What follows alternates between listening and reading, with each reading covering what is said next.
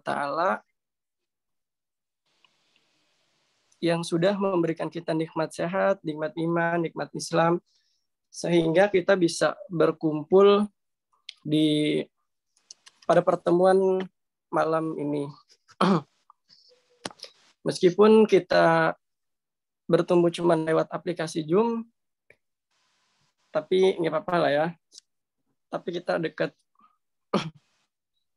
Oke, perkenalkan sebelumnya nama saya Abdul Rohim. Saya dari Ngaji Itu Gampang angkatan kedua, selaku moderator pada malam hari ini. Teman-teman sebelumnya sudah tahu materi yang disampaikan untuk malam ini apa? Sudah, lumayan tahu. Sudah lah ya. Jadi materi yang akan disampaikan pada malam hari ini yaitu tentang hak, mustahak, dan lahan. Baiklah, jadi tanpa mengundur waktu, kita langsung saja ke materi. Untuk pembahasan materi akan disampaikan langsung oleh Kak Sandi Setiadi. Kak Sandi Setiadi, boleh dimulai? Oke. Teman-teman jangan lupa di-mute dan aktifkan kameranya ya. Harus on cam semua. Ya, Kak Sandi langsung saja dimulai. Ya, bismillahirrahmanirrahim. Assalamualaikum warahmatullahi wabarakatuh. Waalaikumsalam warahmatullahi wabarakatuh. Innal hamdalillah nahmaduhu wa nasta'inuhu wa nastaghfiruh wa na'udzu billahi min syururi anfusina wa min sayyiati a'malina may yahdihillahu fahuwal muhtadi wa may yudlil falan tajida lahu waliyyan mursyida. Asyhadu an la ilaha illallah wa la syarika lahu wa asyhadu anna Muhammadan abduhu wa rasuluhu la nabiyya ba'dahu. Qala Allah ta'ala fi kitabil karim a'udzu billahi minasyaitonir rajim. Bismillahirrahmanirrahim. Wa laqad yassarna al-Qur'ana lidzikri fahal mudzakir wa qala aidan la tuharrik bi lisanaka lita'jala bih. Wa qala Rasulullah sallallahu alaihi wasallam khairukum man ta'allama al-Qur'an wa 'allama. Sadaqallahu alaihi wa sadaqa Rasul Nabiyul Karim wa dzalika syahidun masyakirin walhamdulillahi rabbil alamin. Pertama, tentunya Sandi akan selalu mengingatkan kepada teman-teman semuanya agar senantiasa bersyukur atas nikmat yang telah Allah berikan kepada kita, karena banyak sekali, ya. Allah sendiri bilang bahwasannya kita itu sebagai hambanya nggak mungkin bisa menghitung nikmat yang Allah berikan kepada kita, dan nyatanya memang iya ya, banyak banget ya, nggak mungkin bisa dari kita bisa menghitung nikmat yang Allah berikan kepada kita seperti itu. Dan Sandi sering sampaikan, luar biasanya Allah adalah walaupun kita ini adalah pendosa, sering melampaui batas, sering melakukan maksiat, tapi nikmatnya terus aja ngalir gitu. Berdosa aja tetap dikasih nikmat gitu kan, tetap disayang sama Allah, apalagi yang taat gitu. Makanya sudah sewajibnya rasa syukur kita ini buktikan dengan ketaatan yang Allah berikan. Contohnya seperti nikmat iman, nikmat Islam, nikmat istiqomah, sehingga teman-teman yang mungkin yang sudah terdaftar sekitar 100 lebih akhirnya, tapi yang bergabung saat malam ini aja hanya 55 orang, itu pun ditambah sama pengurus seperti itu ya. Jadi masih minim gitu. Jadi ada kemungkinan akan merekrut teman-teman baru seperti itu ya. Kemudian nikmat kesempatan ya, barangkali ternyata di luar sana teman-teman yang lainnya yang belum bisa bergabung kali ini, ternyata memang sebenarnya sudah ada niatan misalnya ingin gabung pada malam harinya, tapi ternyata ada halangan yang dimana Allah belum mengizinkan, disibukkanlah dengan kegiatan-kegiatan yang lain seperti itu. Tapi ini teman-teman yang sudah bergabung pada malam hari ini adalah orang-orang yang diberikan kesempatan oleh Allah, yang orang-orang yang Allah izinkan untuk talabul ilmi pada malam hari ini seperti itu ya. Makanya sudah sepatutnya Sandi sering bilang ya, nikmat-nikmat yang Allah berikan ini gunakanlah untuk hal yang bermanfaat untuk diri kita sendiri dan bermanfaat untuk orang lain. Baik, tak lupa juga salat serta salam semoga tetap tercurah limpahkan kepada junjungan kita, Nabi Agung kita, teladan kita yang telah membawa kita dari zaman jahiliyah menuju zaman ilmiah. Siapa lagi kalau bukan Nabi kita tercinta, Nabi Muhammad sallallahu alaihi wasallam. Kepada keluarganya, sahabatnya, terlupa kepada kita selaku umatnya, yang insya Allah sama-sama kita berdoa sama Allah agar kita ini diistiqomahkan untuk senantiasa berada di jalannya dan mengikuti segala ajarannya. Harapannya di akhirat kelak ketika kita tetap istiqomah mengikuti ajarannya, kita bisa mendapatkan syafaat di yaumul akhir nanti. Amin ya rabbal alamin. Semoga aja kita ya nanti di akhirat diakui sebagai umatnya. Khawatirnya nanti ya khawatirnya tidak diakui oleh umatnya, oleh Rasulullah sebagai umatnya. Contohnya siapa? Contohnya yang di dunia mengidolakan orang-orang kafir, itu nanti di akhirat khawatir tidak diakui seperti itu sama Rasulullah seperti itu. Tapi semoga kita selalu terus mengidolakan Nabi Muhammad sehingga nanti di akhirat mendapatkan syafaat dari yang di akhirat kelak kita mendapatkan syafaat dari Nabi Muhammad. Amin ya rabbal alamin. Pertama saya ucapkan mohon maaf terlebih dahulu bahwasannya kemarin ya ternyata ada gangguan yang dimana provider yang saya digunakan bermasalah seperti itu. Ya Deka, awalnya saya memutuskan untuk libur gitu kan, tapi dari pihak pengurus ditunggu dulu Kak gitu kan, insya Allah teman-teman semangat. Nanti dari situ kayak wah masya Allah gitu kan, teman-teman yang belajar beneran niat nih gitu kan sampai mau nungguin. Tapi ala kulli hal ternyata Allah belum mengizinkan gitu ya, Allah belum mengizinkan, akhirnya uh, uh, apa di jam sudah lama menunggu pun ternyata belum bisa seperti itu. Akhirnya ya benar-benar diliburkan seperti itu ya, Sani mohon maaf. Dan akhirnya digeserlah materinya ya. Setelah Sandi sampaikan tadi ya di mukadimah bahwasannya Allah pernah menegur Rasulullah ternyata gitu kan. Kenapa? Karena bacanya cepat-cepat seperti itu ya. Kalau Sandi artikan dalam belajar Al-Qur'an pun jangan minta cepat-cepat, kita aja lebih seperti itu ya. Kalau Sandi mendapatkan ilmu dari ayat tersebut, ya kalau misalkan teman-teman pengen bisa, pengen bagus, teman-teman harus step by step dan sedikit-sedikit, nggak usah buru-buru. Jadi Rasulullah itu sebenarnya kalau misalkan dibekali 30 juz sekaligus gitu, itu sebenarnya Rasulullah bisa. Tapi Allah berangsur-angsur kan nuruninnya gitu kan, pelan-pelan seperti itu. Ya makanya buat teman-teman yang lagi belajar Al-Quran sekarang di ngaji itu gampang, jangan berharap kayak cepetan Kak, saya pengen ngaji langsung gitu kan. Waduh, gitu kan repot kalau misalkan teman-teman pengen langsung. Sandi sekali lagi Sandi informasikan bahwasannya Sandi akan memposisikan teman-teman adalah orang-orang yang belum bisa ngaji sama sekali. Seperti itu, makanya Sandi akan ngisinya step by step seperti itu ya, teorinya dulu gitu kan. Nanti tenang aja, ada prakteknya kok ya, ada prakteknya. Jadi teman-teman jangan bosan gara-gara materinya, oh kok teori lagi seperti itu. Karena menurut Sandi teori-teori ini adalah teori yang penting seperti itu ya, yang bisa digunakan untuk belajar mengaji seperti itu ya. Untuk awal-awal memang teori-teori terus seperti itu ya. Sekarang hak dan mustahak seperti itu, hak mustahak lahan ya, belum ngaji belum ya. Seperti itu. Nanti kalau misalkan teori awal sudah selesai, hak dan mustahak lahan, terus ada adab membaca Al-Qur'an gitu kan, adab terhadap Al-Qur'an, barulah kita belajar makhrijul huruf, menyebutan huruf yang benar seperti itu. Ya, jadi bertahap ya. Kan kategori sabar itu salah satunya adalah sabar dalam ketaatan. Seperti jadi teman-teman kalau misalkan menuntut ilmu, sabar, jangan pengen buru-buru bisa aja. Seperti itu ya. Begitu. Jadi sekali lagi sabar, dikuatkan lagi hatinya, berdoa sama Allah, ya Allah istiqomahkan saya di ngaji itu gampang agar bisa menyerap ilmunya dengan benar seperti itu ya. Begitu. Oke. Langsung di mute. Oke. Kita lanjutkan. Kita sudah sepakati tadi ya kemarin bahwasannya tahsin itu secara bahasa adalah memperbaiki, sedangkan secara istilah adalah i'tal harf hak wa mustahak. Jadi memberikan setiap huruf itu hak dan mustahaknya.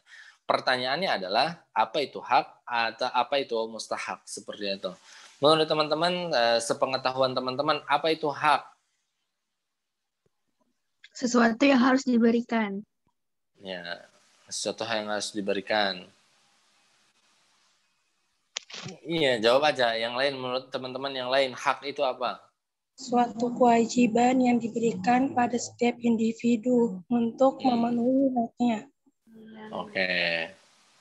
Suatu kewajiban ya. Suatu hal yang harus ditunaikan. Harus ditunaikan. Oke, bagus. Nah, teman-teman sudah punya definisi masing-masing. Ketika digabung, ketika disandingkan dengan Al-Quran, jadi hak itu apa menurut teman-teman?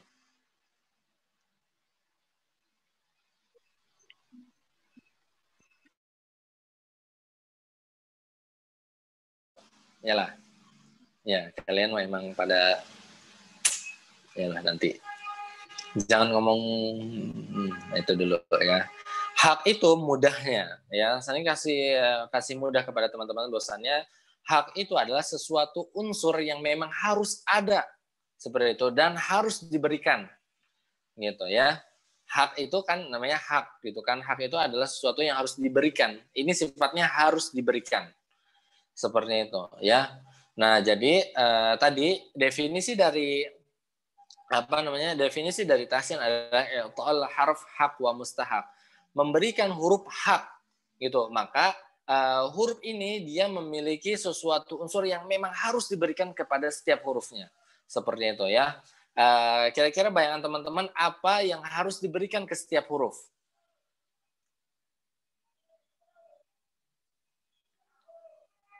Ayo tetot lama. Tajwidnya? Tajwidnya. Ini kan lagi bahas tajwid. Oke, sesuatu yang harus diberikan kepada setiap huruf itu adalah contoh makhorijul huruf ya. Makhorijul huruf ya, tempat keluarnya huruf itu memang harus diberikan kepada setiap hurufnya. Karena kalau nggak diberikan ya nyasar nantinya. Contoh penyebutan huruf apa? Huruf shod ya. Huruf shod makhorijnya di situ huruf shod. Kalau misalkan nggak diberikan biasanya nyasar jadinya huruf so gitu, huruf so, ihdinasi, nah jadinya gitu, bukan ihdinasli seperti itu, ya. Atau misalkan alhamdu, nah huruf h itu kan harus diberikan haknya, dia ada di tengah-tengah tenggorokan. Kalau nggak diberikan nanti nyasar jadinya alhamdu ke huruf h, seperti itu, ya. Nah makanya hak itu adalah sesuatu unsur yang harus diberikan kepada setiap hurufnya, seperti itu. Contoh yang pertama adalah makhorijul huruf, tempat keluarnya huruf. Begitu. Yang kedua, sifat huruf. Seperti itu. Sifat huruf itu harus diberikan kepada setiap hurufnya. Gitu ya. Karena setiap huruf itu memiliki sifatnya masing-masing. Tadi juga setiap huruf itu memiliki makhorijul hurufnya masing-masing. Ya, jadi nggak boleh ketukar seperti itu ya. Kemudian ya, yang lain contohnya adalah mad ya, mad. Hukum mad itu, mad asli, khususnya mad asli itu dia harus diberikan ke setiap hurufnya, gitu ya. Setiap hurufnya nggak boleh lepas, gitu. Karena salah mad ya hancur nanti maknanya, seperti itu, ya. Kemudian itu adalah definisi dari hak, ya. Hak adalah sesuatu yang harus diberikan kepada setiap hurufnya, ya. Harus seperti itu. Ketika tidak diberikan, maka akan kacau, begitu. Ya, sekarang adalah mustahak. Kira-kira menurut teman-teman mustahak apa nih? Kalau tadi definisi hak itu seperti itu, mustahaknya apa? Ada yang tahu?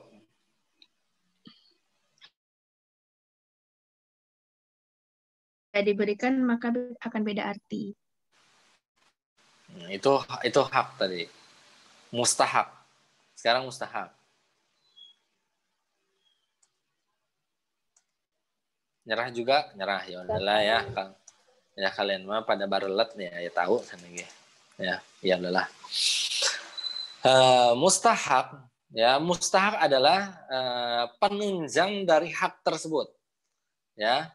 Jadi segala bentuk yang bentuknya penunjang seperti itu maka disebut dengan mustahak. Seperti itu. Contoh penunjang apa aja? Contoh irama, itu kan penunjang. Seperti itu ya. Kalau misalnya kita nggak berirama juga tetap bagus kok bacaan kita seperti itu. Atau contoh yang lain misalkan guna gitu kan. Guna itu harus ditahan. Kalau nggak ditahan nggak apa-apa seperti itu. Tapi tidak memberikan mustahak seperti itu ya.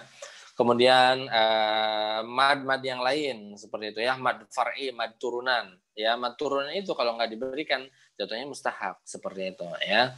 Begitu. Jadi penunjang dari setiap hurufnya seperti itu ya. Begitu. Jadi kedua pokok ini harus penting ya, penting. Hak ini harus hak maupun mustahak harus diberikan semuanya seperti itu ya. Hak ini harus wajib sekali gitu kan, kalau misalnya dikasih maka merubah makna. Yang mustahak kalau misalkan tidak diberikan tidak apa-apa seperti itu ya, tapi ini penunjang supaya bacaan kita itu lebih baik seperti itu ya. Begitu. Itu hak dan mustahak ya. Saya peringatkan bahwasannya pertemuan kita pada malam ini nggak akan lama seperti itu ya. karena cuma membahas itu aja, hak dan mustahak. Sekali lagi Sandi akan mengajarinya pelan-pelan gitu ya, terutama di sini kan ada ibu-ibu, bapak-bapak yang biasanya daya tangkapnya kurang seperti itu ya, beda dengan anak-anak muda seperti itu. Oke. Dan yang terakhir ada lahan namanya ya. Apa yang terlintas dari otak ketika mendengar kata lahan? Kesalahan-kesalahan dalam membaca Al-Quran. Oke, mantap. Ya. Lahan adalah kesalahan ya. Ya, kesalahan aja udah dulu ya. Lahan adalah suatu kesalahan seperti itu ya. Nah, lahan ini terbagi menjadi dua. Oh ya, buat teman-teman jangan lupa untuk mengikat ilmu kita jangan lupa dicatat ya. Lahan itu adalah kesalahan dan lahan itu terbagi menjadi dua. Ada lahan yang jali dan ada lahan yang khafi seperti itu. Lahan jali adalah kesalahan fatal, kesalahan parah. Lahan khafi adalah kesalahan yang ringan ya. Jadi lahan jali itu adalah kesalahan berat, lahan khafi adalah kesalahan yang ringan seperti itu. Nah, apa definisi dari lahan jali? Adalah kesalahan yang dilakukan ya, kesalahan yang ketika dilakukan akan merubah makna, hancur maknanya seperti itu ya. Itu kesalahan yang namanya kesalahan jali. Contoh kesalahannya apa? Ketika salah menyebutkan huruf dipersingkat, dimudahkan salah makhrajul huruf, itu akan merubah makna. Contoh Sandi tadi contohkan ya. Ketika kita membaca alhamdulillah itu kan menggunakan huruf H seperti itu ya. Nah, huruf H, alhamdulillah segala puji gitu kan bagi Allah. Begitu. Ketika salah makhrajnya malah nyasar ke huruf H, alhamdulillah. Nah, ini adalah lahan jali. Karena merubah merubah maknanya. Yang tadinya segala puji bagi Allah, alhamdulillah, dirubah jadi alhamdulillah. Ini kesalahan fatal, jadinya binasa bagi Allah seperti itu ya. Merubah makna gitu. Atau contoh yang lain sifat huruf begitu. Atau misalkan salah harokat. Ya, ketika membaca Al-Qur'an bacanya salah harokatnya seperti itu ya. Contoh Ar-Rahmanir-Rahim misalkan ya. Itu salah baca harokatnya, itu kesalahan yang fatal. Ya, sekali lagi, lahan jali adalah kesalahan yang ketika dilakukan itu berakibat fatal dan merubah makna. Maka hukumnya dosa. Seperti itu ya, dihukumi dosa. Seperti itu ketika teman-teman melakukan kesalahan ini karena merubah makna seperti itu. Jadi harus dihati-hati nih. Makanya nanti di awal Sandi akan menjelaskan mengenai makhorijul huruf terlebih dahulu karena ini adalah kesalahan yang sering dilakukan banyak orang seperti itu ya. Di awal Sandi akan menjelaskan tentang tempat keluarnya setiap huruf itu. Karena itu adalah bagian pokoknya begitu. Nah, kemudian lahan khafi adalah kesalahan yang ringan ya. Kesalahan ringan berarti ketika dilakukan ya itu tidak merubah makna. Seperti itu. Contohnya guna. Kalian contoh harusnya bacanya qul a'udzu birabbin nas. Kalian bacanya qul a'udzu birabbin nas gitu. Tidak ditahan ya selama itu tetap tetap diperbolehkan dan tidak merubah makna. Tapi ingat, ini kesalahan. Ya, walaupun tidak merubah makna, tidak fatal, tapi kalian harus selalu ingat bahwa ini adalah kesalahan. Tetap kesalahan. Seperti itu ya. Makanya itu lahan jali dan lahan khafi. Apa sih fungsinya kita belajar tahsin? Ya ini gitu ya. Kenapa kita harus mempelajari tahsin? Ya supaya kita itu tahu mana kesalahan yang fatal, mana kesalahan yang ringan, seperti itu ya. Tujuannya belajar tahsin agar kita bisa melakukan kegiatan-kegiatan tersebut gitu ya. Ketika belajar ngaji kita tahu mana yang benar, mana yang buruk, supaya ketika kita belajar itu ketika kita mengaji tidak melakukan kesalahan seperti itu. Makanya tadi di awal-awal gitu kan, di awal-awal Sandi bilang bahwasannya ada yang bertanya ya kan, gimana kah hukumnya kalau misalkan bacaannya sudah benar tapi nggak tahu tajwidnya gitu kan, nggak tahu tahsinnya. Pertanyaannya, kita tahu dari mana kalau bahwasannya bacaan kita ini benar seperti itu ya. Makanya supaya supaya ketika kita ngaji tidak melakukan banyak kesalahan, maka diperlukanlah teman-teman belajar tahsin seperti itu ya. Itu untuk pembelajaran hari ini, semoga bermanfaat. Teman-teman, harapan Sani teman-teman ada rasa penasaran, pengen bertanya, silakan teman-teman nanti bisa dilanjutkan untuk bertanya seperti itu ya. Kalau misalkan dirasa teman-teman ada yang bingung, langsung saja ditanyakan. Jangan sampai teman-teman masih bingung tapi merasa benar gitu kan, merasa sudah cukup. Jangan sampai khawatirnya nanti teman-teman padahal salah gitu kan, di otaknya masih salah nih, masih bingung, tapi sudah merasa benar, nanti menyampaikan ke orang sesuatu hal yang salah. Nanti ketika menyampaikan ke suatu hal yang salah, bilangnya belajar dari mana? Dari Kak Sandi. Repot juga nanti. Seperti itu ya. Jadi jangan sampai kegiatan hal tersebut bisa terjadi seperti itu. Baik. Terima kasih. Semoga bermanfaat. Apa yang bisa dipraktekkan. Ya, jangan lupa untuk dicatat. Apa yang bisa disampaikan, sampaikan kembali ya teman-teman. Semoga bermanfaat. Terima kasih atas perhatiannya. Sandi kembalikan ke moderator. Ya, alhamdulillah materi yang disampaikan